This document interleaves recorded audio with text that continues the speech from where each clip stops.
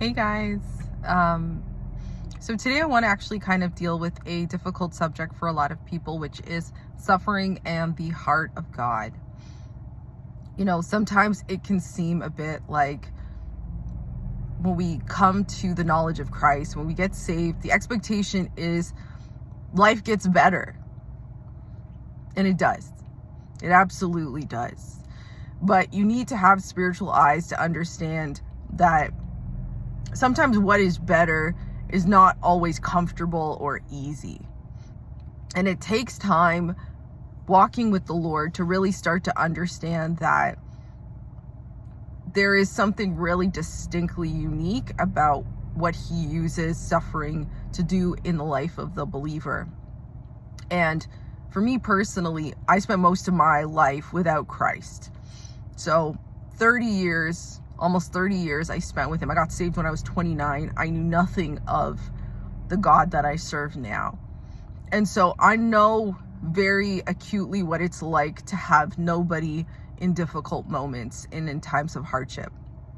And maybe you're somebody who spent a lot of time in the church, or you were familiar with God early on. So you don't really maybe always understand the gift that it is to walk with Him every single day. But I will tell you, as a person who again spent 29 years without His presence, it has been a game changer to have Him in my life through difficult times. And I felt really strongly to share about a difficult time I'm going through presently. So not to wait until it passes, but to share with you now, going through a loss in our family that has been very devastating. And in many ways, it was a time where I got to draw really close to the Lord, and also a time where I, had to look at my faith more closely. I had to look about what my beliefs were, and I had to ask myself, was I really doing everything that I could in order to be a witness to others? And was I sometimes looking for quick answers about things?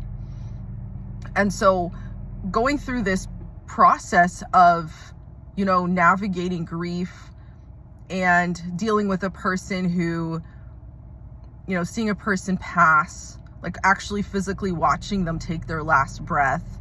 And it was not an expected situation. It was not something that the person was, really old or something like that. It was an unexpected loss. And there was just this, there was a point where I was up for probably about almost 48 hours. And I was just exhausted, but there was just such a heavy grace in that time, right? It was like there were these things that just really helped me see His presence was so close in that time. And when we read scriptures like God is near to the brokenhearted, when we think about weeping with those who weep, mourning with those who mourn, there's something really essential about how God is with us in those difficult points. And it made me think about the times where I didn't have somebody there. There were times in my life where I walked through hardship alone, and I didn't have His comfort. I didn't have His presence.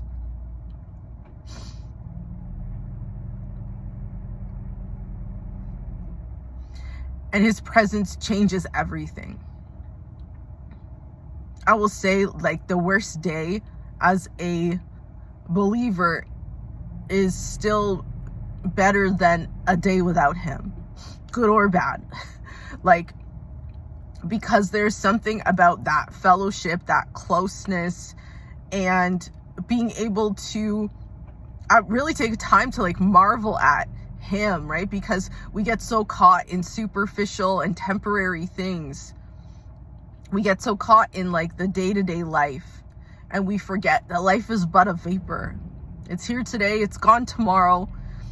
Our time is limited. Our time is not promised. And we get so used to and accustomed to this, life will just, there's no end to it, right? that's how it feels sometimes, right? Like we just don't see the end. And sometimes we get caught in these like temporary points of suffering and we don't see the greater picture. We don't see the greater good. We don't see the glory that it is working for our good. That even in the difficulty, it's working together for our good. Even in the hardship, it is working together for our good. Even in the pain, even in the struggle, right? And we have Jesus as the example of that. That is why he is the perfect high priest, is because he bore our infirmities. He dealt with the temptations. He saw everything. He felt everything that we go through, and he did not sin. He lived a life that was perfect. And so we can turn to him in times of hardship. We can look to him as the author and finisher of our faith, because first and foremost, our life is meant to glorify him, to bring honor to him, whether it be in good situations or bad. How do you suffer? Do you suffer well? When you are suffering, are you still lifting his name up? Do you still make sure that people see him in the midst of it? And that was a challenge for me at different points. Is like, am I still lifting him up? Am I still exalting him? Am I still suffering well? Is it going to be an example to others, that even in the people who don't know him, that they can look at me and say, she believes in God and there's something different about the way she walks. And let that be a testimony to people, that when we go through times of hardship, that we still see the greater good. We still see the greater purpose. And we still give glory and honor to God, because our time and our life is a gift. We get a second chance. You get a second chance. If you are a believer in Christ, you got a second chance. What are you going to do with that time? Will you waste it? Or will you use it wisely?